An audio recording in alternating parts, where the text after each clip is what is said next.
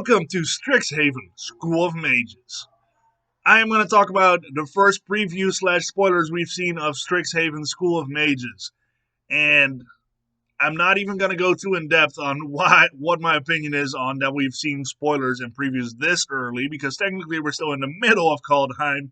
We're still trying to figure out the meta. We're still playing new decks every other day, and we're already talking about Strixhaven. So I'm not complaining, though. I love cards. I love seeing new cards. I love seeing new worlds. And Strixhaven is a world or environment, setting, if you will, that I was excited about. A wizarding school is just cool. I love wizard schools.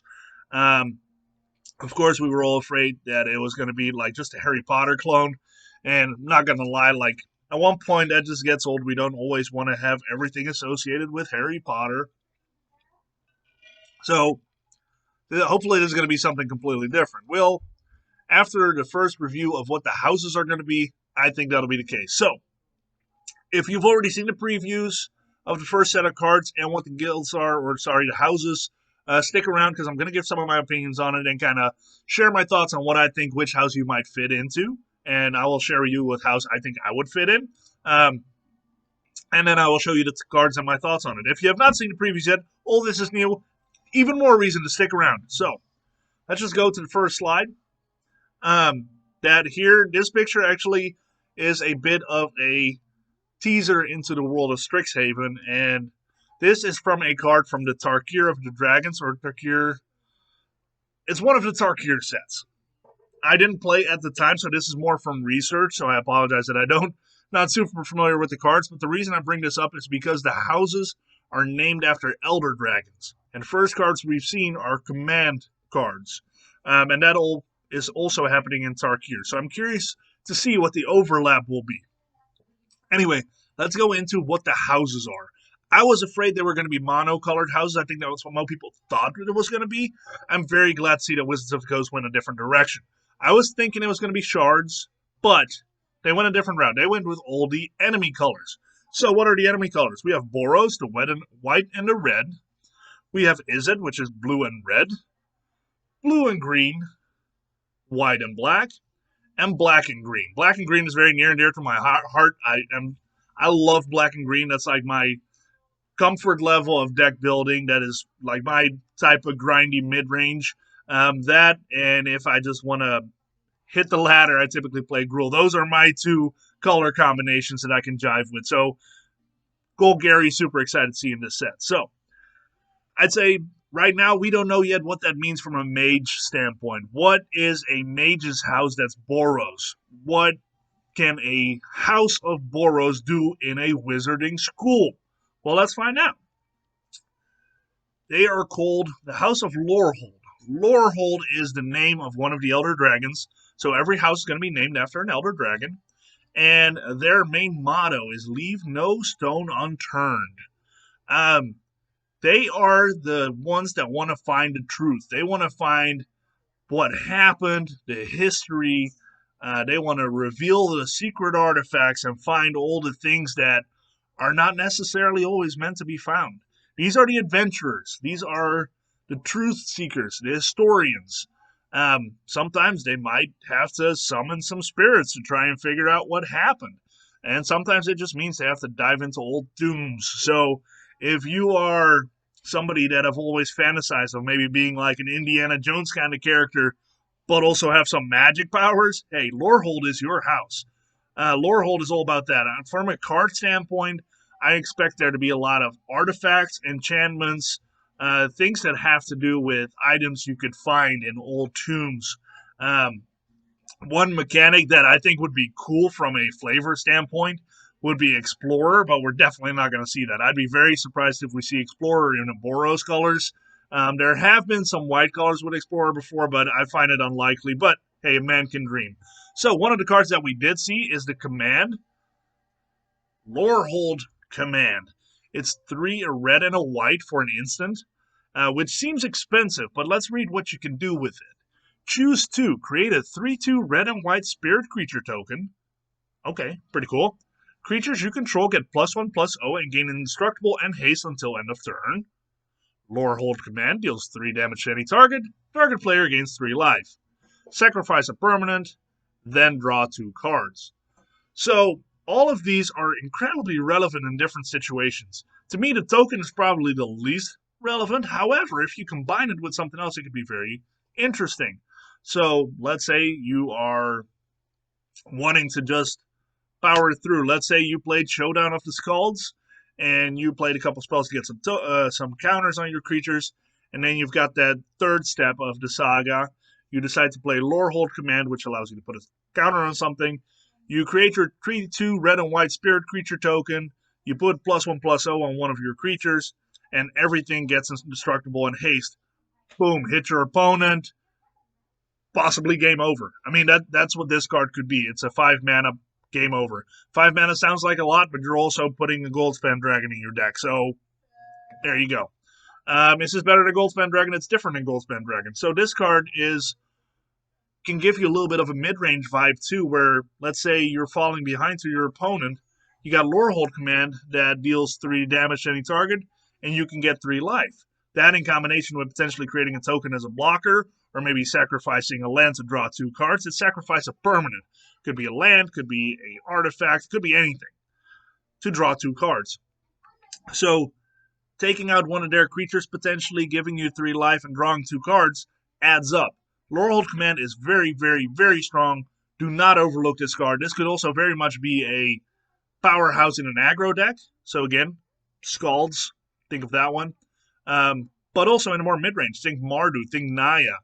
There are some mid-range decks that can really, really kick off with Lorehold Command. I love this card. All right, we're in house number 2, the Izzet house, which is called Prismari. Prismari, express yourself with the elements.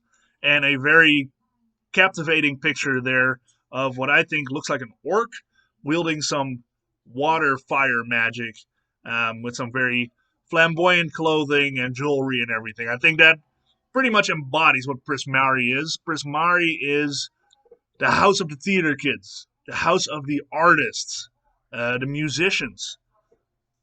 They like to express themselves, and they do so with magic. And that magic could be as mystical and mysterious as the water, but it could also be hot, fire hot. Think of passion, love, all the expressions and emotions. A lot of what I see going around on Twitter is that Prismari is very, very interesting to a lot of people that are more expressive and are more into the theater world and art world, and also into a certain sexuality, if I've noticed. So Prismari is very interesting from that standpoint as well. But I think the running joke already is, if you're asking for a quiz to fill out what house you are probably already Prismari. You already know that. So really, really enjoy Prismari from a lore standpoint. It already looks cool. My wife would undoubtedly be Prismari. She was a theater kid. Started out singing, dancing, then went into sewing, and worked on the ballet and theater shows and all that good stuff. So my wife would be 100% in Prismari. Myself, not so much. All right, Prismari Command. 1, a blue, and a red. It's an instant. Again, choose 2. Every command is going to have that. Prismari Command deals 2 damage to any target. Target player draws 2 cards, then discards 2 cards. Target player creates a treasure token. Destroy target artifact. Again, very, very flexible card. Pinging somebody for 2. I mean, we know all. Shock and Bones Crusher Giant, both are fantastic. Dealing 2 damage is so much more than it sounds like. 2 damage makes a difference. That Valky, I hate Valky taking my stuff. It has 1 toughness. I'm just going to ping him for 2. Being able to draw 2 cards and then discard 2 cards is always nice instead of the other way around, because it gives you more card selection. Target player creating a treasure token so you can help yourself ramp up. So let's say you play more of a ramp deck, then a treasure token could be very relevant. Or you want to be able to follow this up with like an Opt or a Shock or a Frostbite or whatnot. Creating that treasure token is really nice. So let's say you'll end up spending 3 mana on this so you can ping something for 2, and then you follow it up with that treasure token so you can ping somebody for another 2. Just a lot of ways to use this. Artifacts, I think there's already a lot of really strong artifacts in Standard and other formats. But I think, especially in this, that we're going to see more artifacts. I think that the Lorehold kind of leads us into having more artifacts. Very, very strong card. I think this is probably one of the most powerful commands that's going to see one with the most play. Also, I think this house has a lot of hype going for it. All right, we got the next house. This is the Simic House of Quandricks. Math is magic. I absolutely hate math. But I've already seen some people be really excited about this house. It is the house of, obviously, math. So think formulas, think logic, think finding patterns, symmetry, all the things that go way, way, way over my head. Like I said, I like Gruel. But there's just a lot of things that are really cool here. And it very makes sense to Simic. Simic is all about growth, development, and evolution. And what better way to do that than from a scientific level of looking at math, the science behind things. That's what Quandricks is for you. Also, this is Simic. For those of you that have paid attention to Magic the Gathering at all in the last few years, if you're going to look for busted cards, or do you want cards that are probably going to get banned, Quandricks is the house for you. So let's see the first card that we see for Simic here. Quadrix Command. It's 1 a green and a blue. For an instant, choose 2. Return target creature or planeswalker to its owner's hand. Counter target artifact or enchantment spell. Put 2 +1/+1 counters on target creature. Target player shuffles up to 3 target cards from their graveyard into their library. This, again, super powerful. I think this one competes with the Prismari one for probably the most relevant / powerful. Bouncing a creature or planeswalker is always nice in any kind of combat situation, but the fact that it's also planeswalker makes it so much more relevant and a lot more main deckable than otherwise. Countering an artifact or an enchantment, very, very nice option here. So even if it's not for the creature or planeswalker being able to counter an artifact or an enchantment, those 2 options right there cover a weapon against every deck. Put 2 +1/+1 counters on target creature. That's nice. Target player shuffles up to 3 target cards from their graveyard into their library. That actually has a lot more applications than it might seem. So, look at Kaldheim. There's a lot of mill in Simic. If you look at the Simic Snow decks or the Sultai Snow decks, there's a lot of mill effects. But also from the standpoint of you might just want to bring a playable back. Or you might want to mess with your opponent who plays more Delph kind of strategy. Let's say they have a Kroxa in the bin. Putting it back in their library is a pain in the behind. But also, just for, let's say you play against rogues, let's say you're getting up to 7 or 8 cards in the bin, being able to pull just something back in your library slows their strategy down. Going back to that +1/+1 counter on target creature, let's say you're just more in a combat situation. Let's say you play Teamer and you have more creature-based deck and your opponent attacks. Being able to return one of their creatures back to their hand and putting 2 +1/+1 counters on your creature, that could really change the game, especially against like a mono red. That could just blow them away. So Quadrix Command is very, very strong. Love this card, and for all you smart folk out there that are all about the math, science, and all the other stuff that goes way over my head, Quandricks, house for you. Silver Quill, sharp style, sharper wit. Very, very edgy dude here on the on the picture. Silver Quill is the House of Orzhov, so black and white. And Silver Quill are the very they're the ones that really use their speech. They use their wit of tongue and basically their silver tongue and their sharp quill, if you will, to achieve what they want to achieve. And whether that is by using arcane powers to do good or potentially some bad, as long as they achieve what they want to achieve. These guys are incredibly ambitious. These guys are incredibly competitive. And they know how to talk themselves into or out of situations. These are the writers. These are the people that do the public speaking. These are your leaders. Probably also your jocks. These are the guys that do not mind to stand in the spotlight and say, hey, this is me, and I will have a war of words with you any day.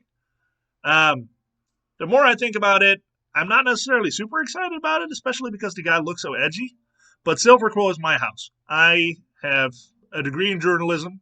I am in leadership at my job, and most of what I do has to do with some kind of vocal work, whether that is talking to people to progress processes, or whether that is talking to people to help them further along in their career.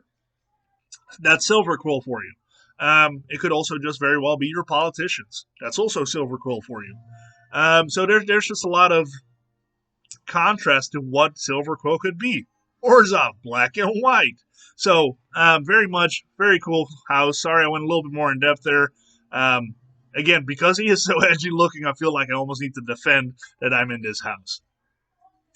Silver Quill Command.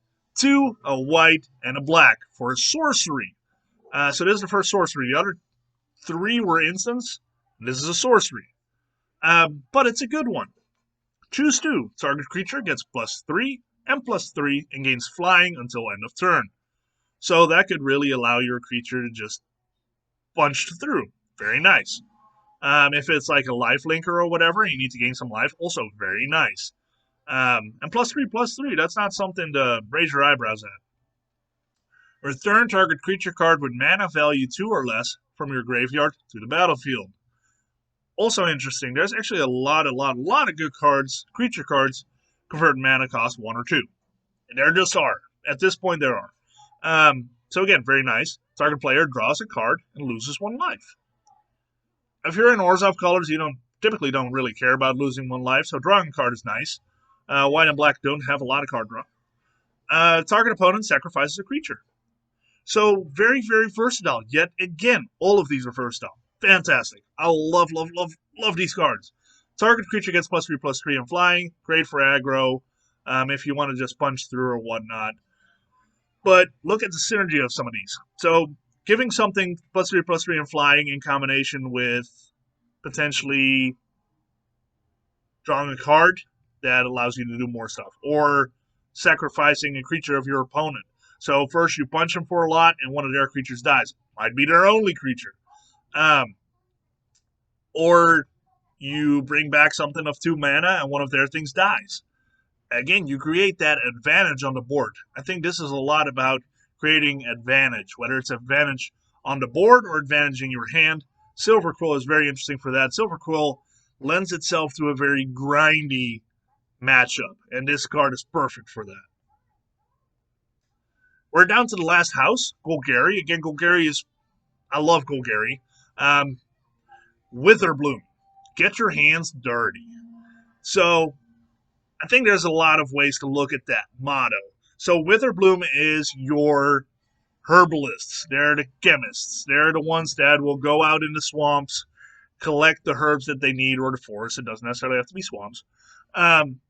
And make potions, and they're the gardenists, the florists, and they are all about finding the magic that potentially drains from those herbs or other life forms to empower themselves or empower other things potentially, or other beings. It's very much a lot more grindy, that draining from life to potentially create more life or potentially death. So again, they're out and about, they're getting their hands dirty like little gardeners.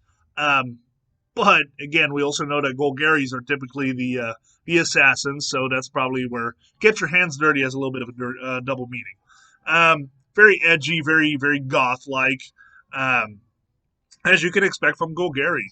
These are the guys that hang out in the swamp and just relax and like to be amongst one another. They like the creepy stuff, and they don't like to mess with the other houses very much. So, again, if you are more of you love to mess with nature, herbs, chemists, potentially the 420, then Golgari is probably for you. The Witherbloom house, that's the one where you want to be. So, we're going to go to the Witherbloom Command, which actually is the one that I think we'll see the most play in other formats than Standard. Witherbloom Command, black and a green, very cheap. Sorcery. Choose 2. Target player mills 3 cards, then you return a land card from your graveyard to your hand. 9 out of 10 times you're going to mill yourself with this. Just FYI. Destroy target non-creature, non-land permanent with mana value 2 or less. That's, in older formats especially, super powerful. There's a lot of non-creature, non-land permanents that are 2 mana or less. Target creature gets -3/-1 until end of turn. Also relevant. And target opponent loses 2 life and you gain 2 life. This card could be super interesting in a lot of formats because it has a lot of ways to create some non-conventional advantage. Again, bringing that land back from your graveyard and potentially delving your graveyard into your graveyard is very interesting. Being able to destroy something 2 mana or less is very interesting. There's a lot of artifacts, even in standard, that you could take out with this. But also just the combat trick of -3/-1, which you have to prior to because it is a sorcery. Again, Falky. Hate Falky. It has 1 toughness. This kills it. Haha. Target opponent loses 2 life and you gain 2 life. That's the one that is least relevant to me, but hey, sometimes can make a difference. So, those are your cards out of your houses. I think the houses are very cool. I think the flavor is very interesting.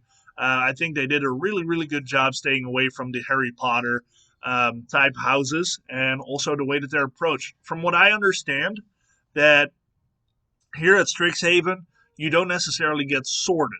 You don't come in, put on a hat, and just wait and say, please don't put me in Slytherin. No, it is one of those where you come in and you kind of already know what direction you're going to go. That's the direction you have, the school you have more affinity with, but also where your interests lie. What kind of person are you? What kind of wizard are you or mage are you going to be? That is where you're going to go with that's houses where you're going to go here. So I'll be at the top one there in the black and the white. In the middle is the library. Obviously, the other ones are a little bit more obvious, where you got the little Simic one over there. Golgari. Further over, you got Izzet.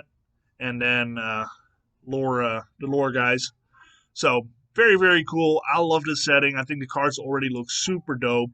I'm excited. I'm excited to find out more. But, again, I do hope that it's going to be a while. But the more we find out, the more cards we're going to see. I intend to do more of these videos.